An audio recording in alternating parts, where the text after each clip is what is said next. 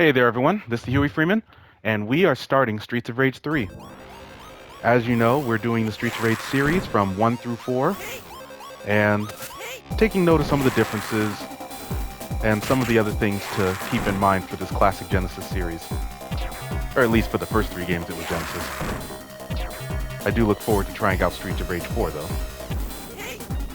Streets of Rage 3, I did play this sometimes when I was growing up with my friends. And we would usually do 2 players because everything I understood told me that this was a very difficult game compared to the other 2. And from my understanding, a lot of that comes from the Japanese to U.S. localization. There were a lot of changes that took place between that. Some that made things insanely hard, and some were, in retrospect, definitely the right choice as far as making some changes. But you can feel free to Google that one, as I won't delve into that territory. One of the changes that I will delve into is the special attack.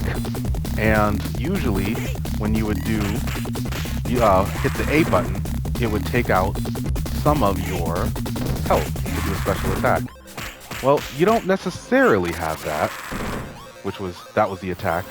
You have this bar on the top of the center that builds up until it says OK. And as long as you don't use it more often than the OK comes up, you don't lose any health. I think this was a pretty good way to balance using your special attacks with not being able to exploit them.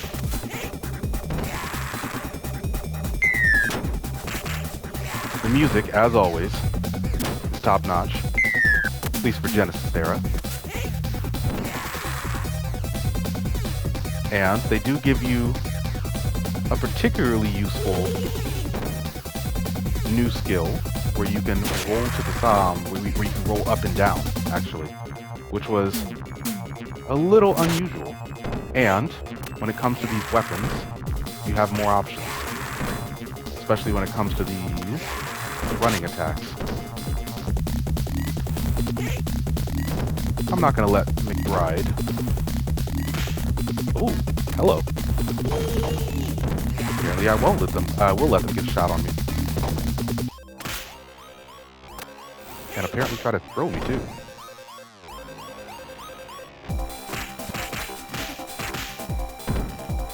There is a trick out there to have Super Skate. Super Skate is pretty similar to normal skate, except you have a very fast combo. I thought about trying that, just because I like trying skate, as I did in the last game, but I realized that was probably going to break the game a bit, so I didn't want to go that far.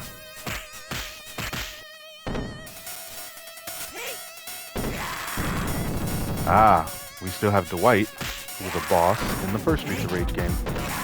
The graphics are obviously updated, not as updated as 2 was, the difference between 2 and 1, but it's still an improvement.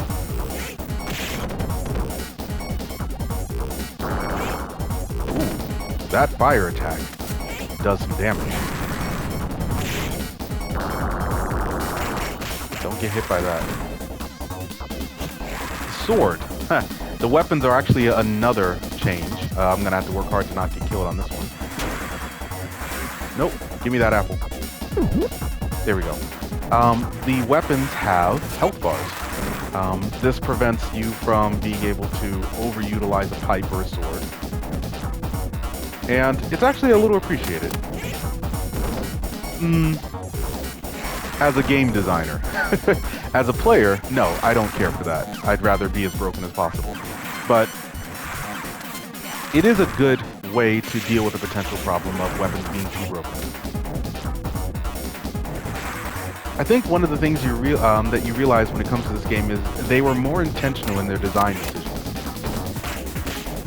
They looked at the things that happened in Streets of Rage 2 and said, hey, these things appear to be broken.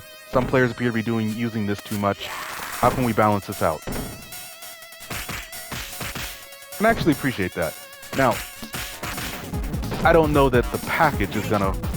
It's time to still tell if the package is gonna work out as well as Streets of Rage 2, which I do think was a market improvement over Streets of Rage 1. However, it's something I am mindful of and appreciative of.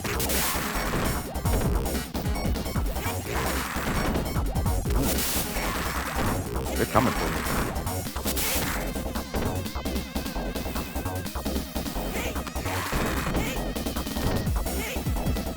The other thing I love about this game is it is much more consistent when it comes to the controls and being able to utilize running. All of you come out. Thank you.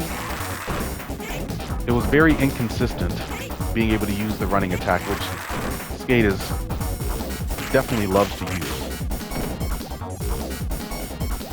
Speed is Skate's advantage, so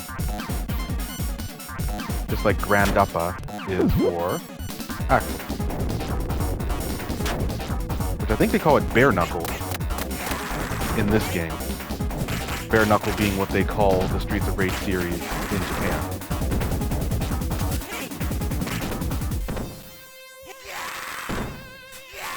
So fortunately, I'm able to use the skills that I've picked up in 1 and 2 to do a little better on this level than I would. Ooh, good counter. On some of the previous beginning levels. Ooh, look how fast he's going. Alright. Well, they've stepped up the enemy difficulty as well.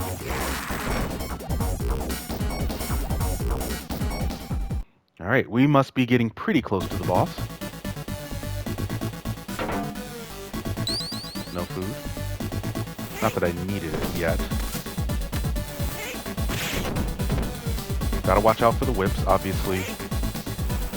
The range is pretty insane on those things.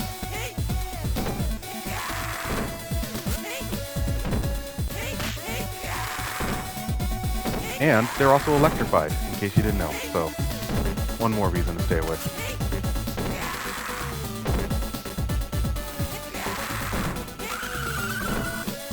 Fortunately, you're faster than their wind-up time.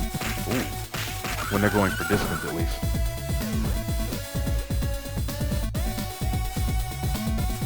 Nothing behind these. I think it's boss time. Yep. Shiva time. Ooh, food here, just in case.